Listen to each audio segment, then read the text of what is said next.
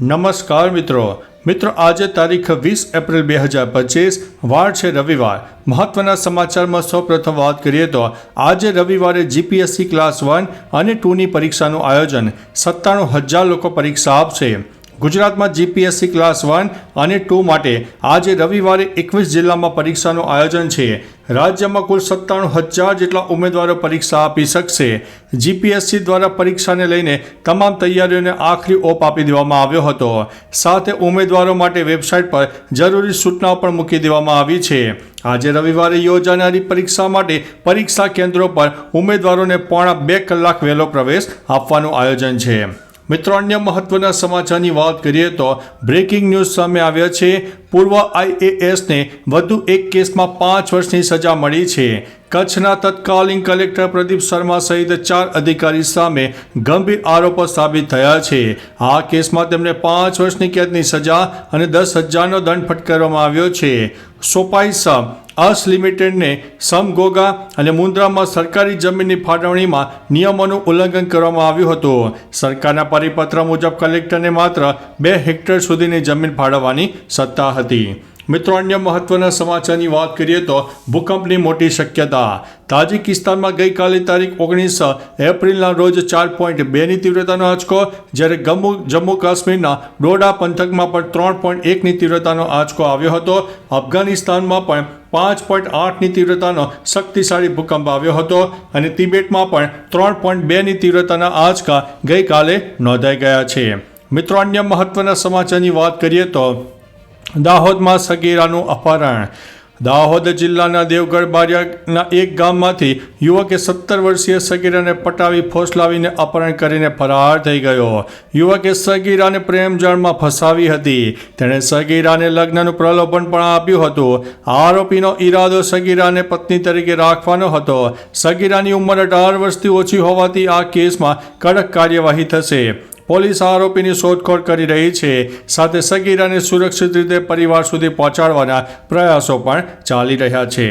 મિત્રો અન્ય મહત્વના સમાચારની વાત કરીએ તો કેજરીવાલનું આ રૂપ જોઈને તમે પણ ચોંકી જશો। દિલ્હીના પૂર્વ મુખ્યમંત્રી અને આમ આદમી પાર્ટીના કન્વીનર અરવિંદ કેજરીવાલનો એક ડાન્સ વિડીયો સામે આવ્યો છે। અરવિંદ કેજરીવાલ તેમની પત્ની સુનિતા કેજરીવાલ સાથે સ્ટેજ ઉપર ડાન્સ કરતા જોવા મળ્યા।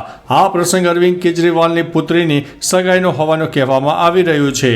સગાઈ સમારોહ ગુરુવાર 17 એપ્રિલના રોજ દિલ્હીની સાંગ્રીલા હોટેલમાં યોજાયો હતો।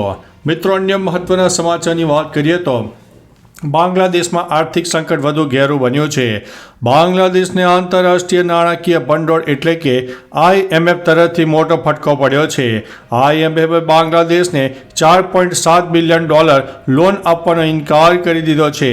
બાંગ્લાદેશ છેલ્લા 2 અઠવાડિયાથી લોન અંગે IMF સાથે વાતચીત કરી રહ્યું હતું, પરંતુ IMFએ આર્થિક સુધારાની સલાહ આપીને લોન આપવાનો ઇનકાર કરી દીધો છે, જેના કારણે બાંગ્લાદેશમાં આર્થિક સંકટ વધુ ઘેરું બન્યું છે। મિત્રો અન્ય મહત્વના સમાચારની વાત કરીએ તો સદભાવના ફેક્ટરીમાં ભીષણ આગ। સુરેન્દ્રનગરના સાયલામાં આવેલી સદભાવના ફેક્ટરીમાં ભીષણ આગ લાગી હતી। આગે વિકરાળ સ્વરૂપ ધારણ કરતા દૂર સુધી ધુમાડાના ગોટા જોવા મળ્યા હતા।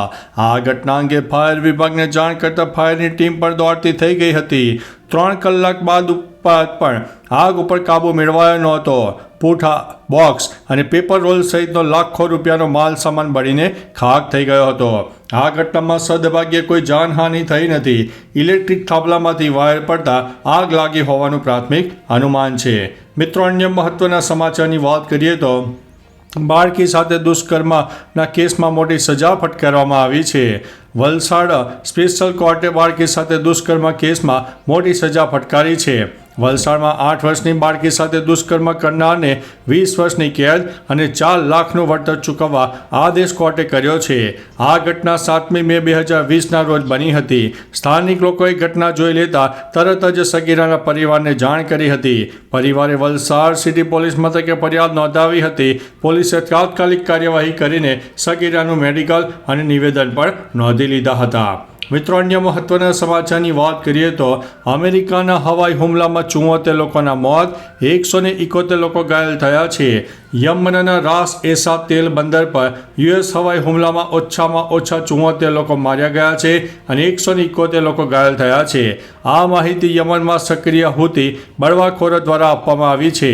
એવું કહેવામાં આવ્યું છે કે આ હુમલો મોડી રાત્રે ત્યારે કરવામાં આવ્યો જ્યારે લોકો બંદર પર કામ કરી રહ્યા હતા. સેન્ટકોમે હુમલાની પુષ્ટિ કરી હતી. મિત્રો અન્ય મહત્વના સમાચારની વાત કરીએ તો જાપાન ભારતને 2 બુલેટ ટ્રેન આપશે. ભારતમાં Mumbai Ahmedabad bullet train project લગભગ 71% પૂર્ણ થયો છે. આ પ્રોજેક્ટ માટે જાપાન ભારતને 2 શિન્કનસેન બુલેટ ટ્રેન મફતમાં આપશે, જેમાં E5 અને E3નો સમાવેશ થાય છે. આ બુલેટ ટ્રેનની ડિલિવરી 2026ની શરૂઆતમાં થઈ શકે છે. ત્યારબાદ પ્રોજેક્ટનો અમુક ભાગ ઓગસ્ટ 2027 સુધીમાં શરૂ થઈ શકે છે. E3ની ટોચની ગતિ 275 કિલોમીટર પ્રતિ કલાકની છે, જ્યારે E5ની ટોચની ગતિ 320 કિલોમીટર પ્રતિ કલાકની છે. મિત્રો અન્ય મહત્વના સમાચારની વાત કરીએ તો પંજાબમાં થયેલા આતંકી હુમલાઓમાં ISIનો હાથ. અમેરિકામાં આતંકવાદી હેપ્પી પાસિયાની ધરપકડ બાદ FBIએ મોટો ખુલાસો કર્યો છે. FBIનું કહેવું છે કે પંજાબમાં થયેલા આતંકવાદી હુમલામાં પાકિસ્તાની ગુપ્તચર એજન્સી ISIનો હાથ પણ હતો. ISI અને ખાલિસ્તાની આતંકવાદીઓ વચ્ચેનું જોડાણ પ્રકાશમાં આવ્યું છે. હેપ્પી પંજાબમાં ઘણી આતંકવાદી ઘટનાઓમાં પણ સામેલ રહ્યો છે. ભારતનો મોસ્ટ વોન્ટેડ આતંકવાદી હેપ્પી ગેરકાયદેસર રીતે અમેરિકામાં પ્રવેશ્યો હતો. મિત્રો અન્ય મહત્વના સમાચારની વાત કરીએ તો શૌચાલયની સેફ્ટી ટેન્કની સફાઈ કરતા શાળા અને બનેવીનું મોત થયું છે. જૂનાગઢના ભેંસણના રાણપુર ગામે શૌચાલયની સેફ્ટી ટેન્કની સફાઈ કરતા શાળા અને બનેવીનું મોત થયું હોય તેવી ઘટના પ્રકાશમાં આવી છે. ઝેરી ગેસ ગળતરથી 2 શ્રમિકોનું મોત થયું છે. મૃતકોની ઓળખ બિલખાના દિલીપ વાઘેલા અને તેમના શાળા રાણપુર દિલીપ ચૌહાણ તરીકે થઈ છે. તેમને તાત્કાલિક બહાર કાઢવામાં આવ્યા છતાં ઘટના સ્થળે મોત નીપજ્યું હતું. મિત્રો અન્ય મહત્વના સમાચારની વાત કરીએ તો ધોરણ 9ની છાત્રા સાથે ભગવતીપરાના શખ્સે અડપલા કર્યા. રાજકોટમાં ધોરણ 9ની છાત્રા સાથે ભગવતીપરાના શખ્સે અડપલા કર્યા હોય તેવી ઘટના સામે આવી છે. પરીક્ષા પૂર્ણ કરીને બહાર નીકળેલી સગીરાને બાઇક પર બેસાડીને નરાધમે લઈ જઈને કૃત્ય આચર્યું હતું. જે બનાવ અંગે પરિવારજનોને જાણ થતાં સગીરાના પિતાએ A ડિવિઝન પોલીસ સ્ટેશનમાં ફરિયાદ નોંધાવી હતી, જેને લઈને પોલીસે ગુનો નોંધીને કાયદેસરની કાર્યવાહી હાથ ધરી છે. આરોપીની ધરપકડ કરવા તજવીજ પણ હાથ ધરવામાં આવી છે. તો ચાલો મિત્રો, ફરીથી દેશ અને દુનિયાના સુપરફાસ્ટ સમાચાર લઈને મળતા રહીશો. ત્યાં સુધી અમને રજા આપશો. નમસ્તે.